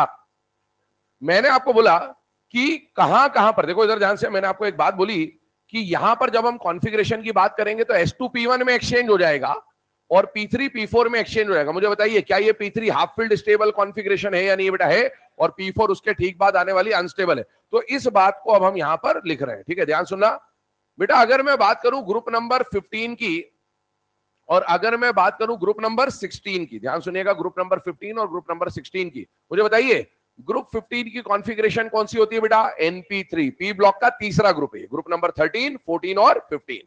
और अगर P4 चाहिए तो ये ग्रुप नंबर कौन सा होगा? 16। कायदा क्या बोलता है कि लेफ्ट टू राइट जाने पर इन पीरियड IE का वैल्यू बढ़ना चाहिए। लेकिन क्या P3 और P4 में एक्सचेंज हो जाएगा कि नहीं हो जाएगा? हो जाएगा। और एक्सचेंज होने का कारण क्या है कि Z इफेक्टिव से ज्यादा डोमिनेटिंग कौन हो जाता है? स्टेबिलिटी। अच्छा, ये जो पॉइंट लिखा गया है, आपको मैंने बोला पीरियड का क्वेश्चन आपको कहां तक आएगा? First, second, third, fourth, fifth, six, seven, कहां तक आएगा बेटा? फोर्थ पीरियड तक। और ये फोर्थ पीरियड तक बिल्कुल एप्लीकेबल है। तो यहां पर मैं लिख भी देता हूं, valid up to fourth period. तो आपके सिलेबस में तो जहां तक क्वेश्चन आएगा वहां तक ये बात हमेशा वैलिड है। अब मुझे बताओ, एग्जाम्पल लेते हैं तो ग्रुप नंबर 15, ग्रुप नंबर 16, इसके एलिमेंट्स की बात करूंगा तो यहां पर सेकेंड पीरियड, थर्ड पीरियड और फोर्थ पीरियड, यहां तक अपने को समझना बेटा, है ना? नहीं पढ़ना ऐसा। और यहां पर ओल्ड स्टाइल से एग्जाम में जब ये आएगा तो बेटा इसका कॉन्फ़िगरेशन क्या है? NP3, n का वैल्यू क्या हो जाएगा? 2। तो इसका कॉन्फ़िगरेशन है 2P3, 3P3, 4P3। इसका कॉन्फ़िगरेशन 2P4, 3P4, 4P4। बेटा जब सेम पीरियड में वैसे आप लेफ्ट टू राइट जा रहे हो तो Z इफेक्टिव बढ़ रहा है, लेकिन यहां पर Z इफेक्टिव बढ़ने के साथ IE बढ़ेगी नहीं बल्कि कम हो जाएगी। P3 और P4 में क्या हो जाएगा? एक्सचेंज हो जाएगा। वर्ड को ध्यान रखिएगा, P3 P4 में क्या होगा? एक्सचेंज। कितनी जगह एक्सचेंज होगा? 2 जगह। एक ट्रेंड सुन लीजिए, जनरली लेफ्ट टू राइट जाने पर IE बढ़ेगा, लेकिन 2 जगह एक्सचेंज होगा। वो 2 जगह कौन कौन सी होगी? S2P1 में एक्सचेंज होगा और P3 P4 में एक्सचेंज होगा। उसमें से P3 P4 के एक्सचेंज को अभी अपन समझ रहे हैं, फिर S2P1 के एक्सचेंज पे भी आते हैं। अब मुझे बताओ, यहां का ये जो ऑर्डर है, ये बात सबके दिमाग में सेट हो गई है ना? तो ये हमारा केस बन गया इस फैक्टर के साथ। नोट कर ले, ये तीनों बातें जो लिखी हुई है इसी स्टेबल कॉन्फ़िगरेशन में, इसको नोट डाउन कर ले। लेफ्ट टू राइट जाने पर Z इफेक्टिव बढ़ेगा, Z इफेक्टिव बढ़ेगा, IE भी बढ़ेगी। तो लेफ्ट टू राइट जाने पर जनरली IE बढ़ता है, लेकिन 2 जगह स्टेबिलिटी की वजह से एक्सचेंज होगा, जिनमें से पहला होगा S2P1 और दूसरा होगा P3 P4। उनमें से P3 P4 को अभी हमने डिस्कस कर लिया है, valid always up to fourth period. यहीं तक के क्वेश्चन आएंगे आपको, वहां तक ये बात वैलिड है। और अब S2P1 वाला जो फैक्टर है उसको समझते हैं अलग से।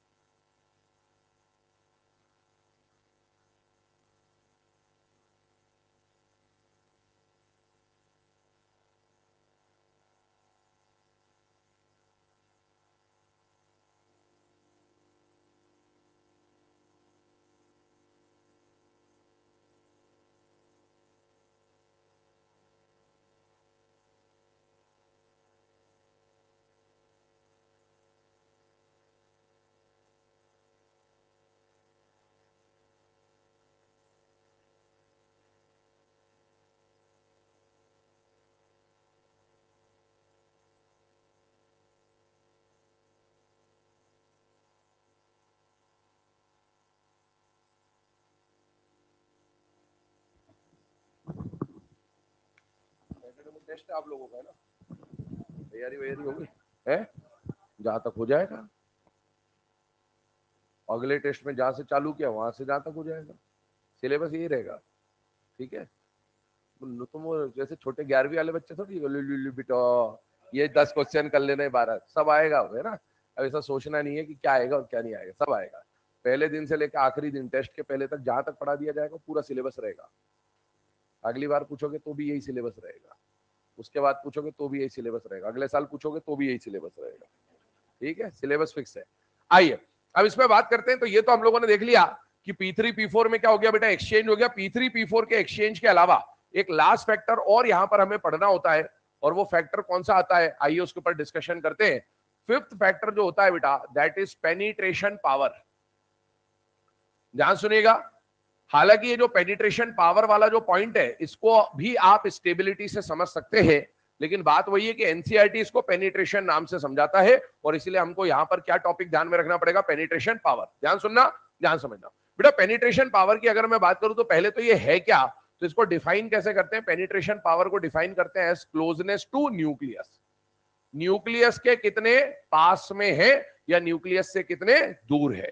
बेटा एक बात बताओ, अगर इस केस को देखो आप, ये वाले केस को देखो, देखो P3 P4 तो हमने समझ लिया। अब हम लोग किसको समझ रहे हैं, H2 P1। क्या यहां P3 P सबशेल और P4 भी P सबशेल था या नहीं था बेटा, था। पीरियड नंबर सेम था, मतलब सबका शेल नंबर भी सेम है, और शेल नंबर सेम होने के साथ सबशेल भी सेम था। लेकिन जब आप S2 और P1 की बात कर रहे हो ना, तो बेटा पीरियड नंबर तो सेम है लेकिन सबशेल सेम है या अलग अलग है, अलग अलग है। क्या मैं ऐसा बोल सकता हूं कि H2 स्टेबल और P1 अनस्टेबल है या नहीं है, उससे भी आपका आंसर आ जाएगा। लेकिन अपन स्टेबिलिटी के बजाय इसको पेनिट्रेशन से समझने की कोशिश कर रहे हैं, क्योंकि एनसीईआरटी वही लिखता है। बेटा एक बात बताओ, S2 जो है, क्या S सबशेल और P सबशेल में से न्यूक्लियस के ज्यादा क्लोज कौन होता है, कौन पहले आता है, S या P? S। जो पहले आया वो ज्यादा क्लोज है, इसका मतलब है S न्यूक्लियस के ज्यादा क्लोज है और P न्यूक्लियस से दूर है। और जो न्यूक्लियस के ज्यादा क्लोज है उसमें से इलेक्ट्रॉन निकालना, बताइए अगर ये ज्यादा क्लोज है तो इस पे न्यूक्लियस का अट्रैक्शन ज्यादा होगा कि कम होगा, ज्यादा, और इस पर न्यूक्लियस का अट्रैक्शन कम। बेटा ज्यादा अट्रैक्शन वाले में से इलेक्ट्रॉन निकालना मुश्किल और कम अट्रैक्शन वाले में से इलेक्ट्रॉन निकालना आसान। इसका मतलब है एस में से इलेक्ट्रॉन निकालने के लिए एनर्जी क्या लगेगी, ज्यादा, और इसमें से एनर्जी क्या लगेगी, कम। और जबकि कायदा यह बोलता था कि लेफ्ट टू राइट में H2 P1 में से P1 का आई ज्यादा होना था, जबकि ये ऑर्डर घूम जाएगा। इसी को हम लोग क्या बोल रहे हैं बेटा, पेनिट्रेशन पावर। इसको आप स्टेबिलिटी से भी कर सकते थे, पर इसको समझा किससे गया है, पेनिट्रेशन पावर से। मतलब S से इलेक्ट्रॉन निकालना, P से निकालना, D से निकालना और F से निकालना, ज्यादा एनर्जी किससे लगेगी, S से। लेकिन यह बात ध्यान रखना कि एग्जाम में, इधर देखो, यह आया S1, इधर आया P2 P3 P4 P5। मुझे बताइए क्या ये न्यूक्लियस के क्लोज है कि नहीं है, ये न्यूक्लियस से दूर है कि नहीं है, एनर्जी किसके लिए ज्यादा लगेगी,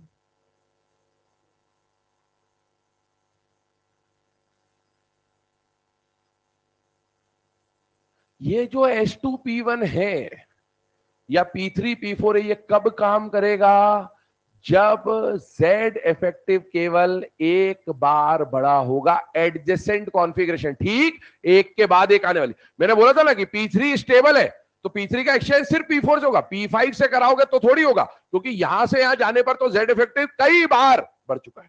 ऐसे ही S2 का एक्सचेंज किसके साथ होगा, P1 के साथ, क्योंकि ये S और उसके ठीक बाद आने वाला कौन आ रहा है, P। ये S1 को P1 से कंपेयर करोगे तो ये बात वैलिड नहीं होगी, क्योंकि यहां से यहां तक जाने पर Z इफेक्टिव कितनी बार बढ़ चुका है बेटा, 2 बार। अब ये पेनिट्रेशन वेनिट्रेशन कोई काम नहीं आएगा। कॉन्फ़िगरेशन की स्टेबिलिटी और पेनिट्रेशन पावर तभी काम आता है जब ठीक एक के बाद एक आने वाली कॉन्फ़िगरेशन हो। मतलब जैसे H2 के ठीक बाद P1 आ जाए, मान लो P6 के ठीक बाद D1 आ जाए, तो इसका मतलब है P न्यूक्लियस के ज्यादा क्लोज है, D न्यूक्लियस से दूर है, तो इस पे ये काम कर जाएगा। ऐसे ही ध्यान रखना, जब भी ठीक एक के बाद एक आने वाले सबशेल है, वो काम कब करेगा, ध्यान से देखिएगा। मान लो NH2 दिया और NP1 दिया, तो ये काम कर जाएगा कि S से इलेक्ट्रॉन निकालने के लिए एनर्जी क्या लगेगी, ज्यादा, और P से निकालने के लिए एनर्जी क्या लगेगी, कम। लेकिन अगर S1 और P1 को कंपेयर करोगे या S2 के साथ P2 को, S2 के साथ P3 को, या S2 के साथ P4 को कंपेयर करोगे, तब ये बात वैलिड नहीं होगी, क्योंकि ये सारी बातें कब लगती है, जब ठीक एक के बाद एक आने वाली एडजेसेंट कॉन्फ़िगरेशन हो। और इसीलिए सिंपल सी लैंग्वेज में अपन ने इसको क्या बोला कि लेफ्ट टू राइट जाने पर आई बढ़ेगा, दो जगह एक्सचेंज होगा। दिमाग में फिट करिए, कहां कहां होगा, S2 P1 का ऑर्डर रिवर्स हो जाएगा और P3 P4 का ऑर्डर रिवर्स हो जाएगा। ये जो बात है ये भी always valid up to fourth period होगा। तो फोर्थ पीरियड तक कभी भी ये बात आ जाए, आपको आराम से दोनों ही फोर्थ पीरियड तक लगेंगी। जैसे आइए इस पे एग्जांपल की बात करता हूं बेटा। NH2 कॉन्फ़िगरेशन किसका होगा, ग्रुप नंबर 2 का। और NP1 कॉन्फ़िगरेशन मतलब P ब्लॉक का पहला ग्रुप, P ब्लॉक का पहला ग्रुप कौन है, ग्रुप नंबर 13। अब मुझे बताइए ये बात कब तक वैलिड है, सेकंड पीरियड के लिए भी वैलिड है, साथ में थर्ड पीरियड के लिए भी वैलिड है, और साथ में फोर्थ पीरियड के लिए भी वैलिड है। मुझे बताइए यहां पर एलिमेंट कौन आएगा, बेरिलियम, मैग्नीशियम, कैल्शियम। यहां पर एलिमेंट कौन आएगा, बोरॉन, एल्यूमिनियम, गैलियम। अब मुझे बताओ इसका जो कॉन्फ़िगरेशन है, इसका कॉन्फ़िगरेशन क्या आएगा, 2s2, ये होगा 2p1, ये होगा 3s2, ये होगा 3p1, ये होगा 4s2, ये होगा 4p1। ये जो पॉइंट है always valid up to fourth period. Fourth period तक S2 और P1 में से किसकी आई ज्यादा होगी बेटा, S2 की। बिल्कुल कंफर्म तरीके से ध्यान रखेंगे। अच्छा ये जो बात है ना, ये इन दोनों ग्रुप्स के अलावा, इन दोनों ग्रुप्स के अलावा एक और जगह पर काम आएगी आपको।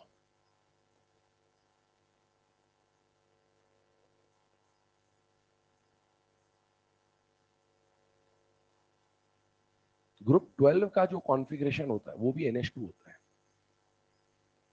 क्या होता है, देखो ध्यान से। इसमें देखो एक बात बताओ, ये कौन सा ब्लॉक है, डी ब्लॉक। डी ब्लॉक की शुरुआत होती है फोर्थ पीरियड से। पहला पीरियड, दूसरा पीरियड, तीसरा पीरियड, सन्नाटा। आपको कौन से पीरियड तक बात करनी, चौथे पीरियड तक, मतलब एक ही एलिमेंट हम यहां पर कंसीडर करेंगे। फोर्थ पीरियड में एलिमेंट कौन सा आता है बेटा, जिंक। एक बात याद करिए, यहां फोर्थ पीरियड में जिंक है, तो ग्रुप 13 का फोर्थ पीरियड का एलिमेंट कौन है, गैलियम।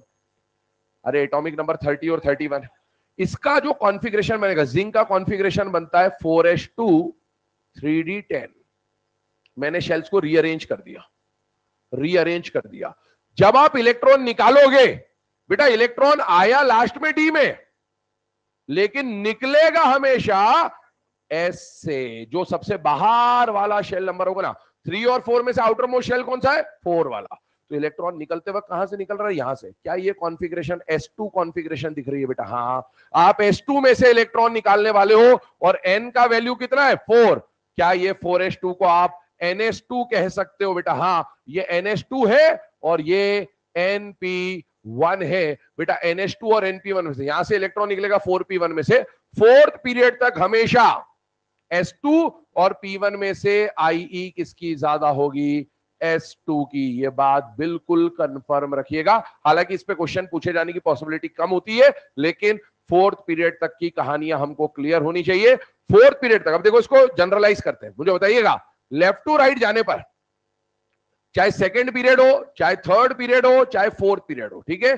सबसे पहली बात, क्या लेफ्ट टू राइट जाने पर S1 S2 P1 P2 P3 P4 P5 P6 की मैं बात कर रहा हूं, क्या लेफ्ट टू राइट जाने पर कौन सा फैक्टर काम में आता है, Z इफेक्टिव, और साथ में एक और फैक्टर काम में आता है, कॉन्फ़िगरेशन। क्या लेफ्ट टू राइट जाने पर Z इफेक्टिव बढ़ता है कि नहीं बढ़ता है बेटा, बढ़ता है। Z इफेक्टिव बढ़ेगा तो बताइए, अट्रैक्शन बढ़ेगा तो बताइए, क्या आई बढ़ेगा कि कम होगा बेटा, बढ़ेगा। सबसे कम आई हमेशा S1 का, जो कि अल्कली मेटल होगा, और सबसे ज्यादा आई हमेशा इनर्ट गैस का, जो कि NP6 होगा। पर क्या इसमें कॉन्फ़िगरेशन की वजह से दो जगह एक्सचेंज आते कि नहीं आते बेटा, आते। बताइए वो दो एक्सचेंज कौन कौन से होंगे, S2 एंड P1 का ऑर्डर चेंज हो जाएगा और P3 एंड P4 का ऑर्डर चेंज हो जाएगा। इसका मतलब इसका जब ऑर्डर बनाओगे ना लास्ट में, तो S1 P1 S2 P2 P4 P3 P5 और P6 ये ऑर्डर आएगा। अब कुछ लोग इसको भी याद करने की कोशिश करते हैं कि भाई ऐसे कर लो 1 1 2 2 4 3 5 6, काय को याद कर लो भाई, जब ये पढ़ ही लिया, कॉन्सेप्ट ही समझ लिया, तो इसको याद करने से कोई फायदा नहीं है। सिंपली अपन सॉल्व कर लेंगे, ठीक है ना। पहले काम करें, ये जो बात लिखी गई है इसको नोट डाउन करें, आगे बढ़ते हैं, इसके ऑर्डर्स बनाते हैं।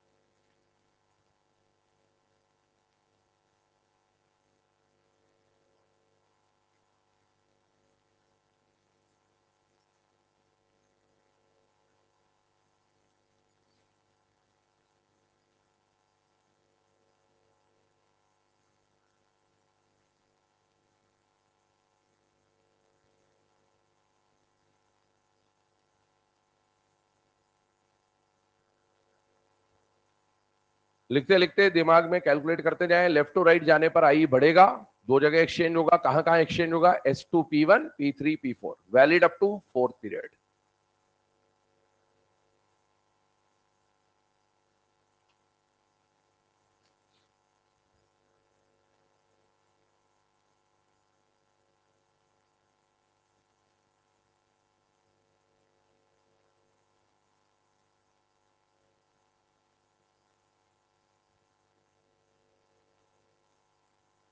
लिख लिया?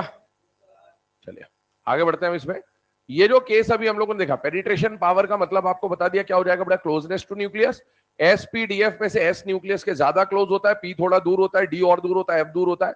लेकिन ये जो हम लोग S2 P1 का एक्सचेंज कर रहे हैं, ये S और P में तभी लगेगा जब कॉन्फ़िगरेशन ठीक एक के बाद एक आने वाली होगी, मतलब S2 और P1 में ही लगेगा। S1 या P1 या S2 या P2 या S2 या P3 में ये बात वैलिड नहीं होती है, ये ठीक एक के बाद एक आने वाली कॉन्फ़िगरेशंस पे वैलिड होती है। आइए अब स्टार्ट करते हैं इसमें। सबसे पहले टाइप का जो क्वेश्चन हमें पढ़ना होता है बेटा, वो क्वेश्चन होता है इन आ पीरियड का। ध्यान सुनिएगा, इन आ पीरियड में हम लोग जो डिस्कशन करेंगे वो स्टार्ट करेंगे कौन से ब्लॉक के साथ बेटा, S एंड P ब्लॉक के साथ। याद करिए, रेडियस में भी हमने ऐसे ही पढ़ा था, पहले S और P ब्लॉक का सेकंड और थर्ड पीरियड पढ़ा था हम लोगों ने, फिर हमने डी ब्लॉक में 3D सीरीज पढ़ी थी, फिर हमने 4F सीरीज के बारे में पढ़ा था। वैसे ही कुछ पैटर्न यहां पर भी होगा। आइए स्टार्ट करेंगे सेकंड पीरियड के साथ। सेकंड पीरियड मैं समझाऊंगा, थर्ड आपको खुद सॉल्व करना होगा। बेटा lithium, beryllium, boron, carbon, nitrogen, oxygen, fluorine, neon, ये एलिमेंट्स हैं। ध्यान सुनते आना, समझते आना। मुझे बताइए, इस ये एग्जाम में आपको ये आ गए, ठीक है, और इनके बारे में बोला I1 या बोला I2 या बोला I3 का ऑर्डर बनाओ, कोई भी क्वेश्चन आ सकता है, I1 I2 3। अगर I1 लिख के दिया तो समझ ही जाओगे कि I1 का ऑर्डर बनाना है। अगर I2 लिख के दिया है तो समझ ही जाओगे I2 का ऑर्डर बनाना है। अगर I3 लिख के दिया तो समझ ही जाओगे I3 का ऑर्डर बनाना है। लेकिन कई बार सिर्फ लिख के आता है determine the correct order of ionisation energy. जब कुछ नहीं लिखा है तो क्या मानोगे, फर्स्ट आई। कुछ नहीं दिया है, फर्स्ट आई मान के चलेंगे, ठीक है। अच्छा एक और बात बताइए मुझे, इस बात को भी समझना ध्यान से। बेटा एक बात बताओ, हमें अभी ऑर्डर बनाना है किसका, IE1 का। सुनते जाना, अभी कुछ लिखना नहीं, क्योंकि यहां पर मैं फैक्टर्स भी लिखूंगा बीच में। अभी हमें ऑर्डर किसका बनाना है, I1 का। I1 का मतलब क्या होता है, इसका मतलब क्या है, हिंदी अनुवाद नहीं पूछा, मतलब क्या है। पहला इलेक्ट्रॉन निकालने के लिए लगने वाली एनर्जी। ध्यान सुनना मैं जो कह रहा हूं, अगर I1 का ऑर्डर बनाने के लिए बोला गया है ना, इसका मतलब है अभी तक पहला इलेक्ट्रॉन आपने निकाला नहीं है। पहला निकालने के लिए कितनी एनर्जी लगने वाली है, उसका ऑर्डर बनाना है आपको। अगर मैं ऐसा बोलूं कि I1 हैज बीन गिवन, इसका मतलब I1 दे चुके मतलब पहला इलेक्ट्रॉन निकल गया। यहां पर अपन ने पहली आई दी नहीं है, पहली आई कितनी देनी है उसका ऑर्डर बना रहे हैं। इसका मतलब ये होता है कि जब भी I1 का ऑर्डर बनाने का क्वेश्चन आए ना, इसको आपको ऐसे ट्रीट करना है। देखो एक बात बताओ, क्या लेफ्ट टू राइट जाने पर आपको Z इफेक्टिव लगाना है, हाँ, लेकिन साथ ही साथ क्या कॉन्फ़िगरेशन भी रोल प्ले करेगा बेटा, हाँ। तो हम कॉन्फ़िगरेशन को निकालेंगे, क्योंकि जब तक कॉन्फ़िगरेशन नहीं लिखोगे तब तक पता कैसे चलेगा कि S2 P1 है कि P3 P4 है कि क्या है। तो ध्यान सुनना, I1 का मतलब होता है without removing any electron, without removing any electron, write the electronic configuration। मतलब आपने कॉन्फ़िगरेशन लिखनी है, लेकिन कब लिखनी है, एक इलेक्ट्रॉन निकालने के बाद या बिना इलेक्ट्रॉन निकाले, बिना इलेक्ट्रॉन निकाले, क्योंकि पहला इलेक्ट्रॉन निकालने के लिए कितनी एनर्जी देनी है उसी का तो ऑर्डर बना रहे हो। ध्यान से देखिएगा, मान लो ये एक एटम है और इसमें ढेर सारे इलेक्ट्रॉन हैं, मैंने आपको बोला कि मैंने इसको I1 दे दिया, इसका मतलब ये निकल गया। और अब मैं आपको क्या बोल रहा हूं, इसको I1 कितना देना है उसका ऑर्डर बनाइए। तो I1 का ऑर्डर बनाने का मतलब क्या होता है, कितनी IE1 देनी है उसका ऑर्डर बनाइए। मतलब इसको निकालने के लिए कितनी एनर्जी लगेगी उसका ऑर्डर बनाना। ये अभी तक निकला नहीं है। अगर मैं बोलूं I2 का ऑर्डर बनाइए, इसका मतलब क्या हुआ, दूसरा इलेक्ट्रॉन निकालने के लिए कितनी एनर्जी लगेगी उसका ऑर्डर बनाना है।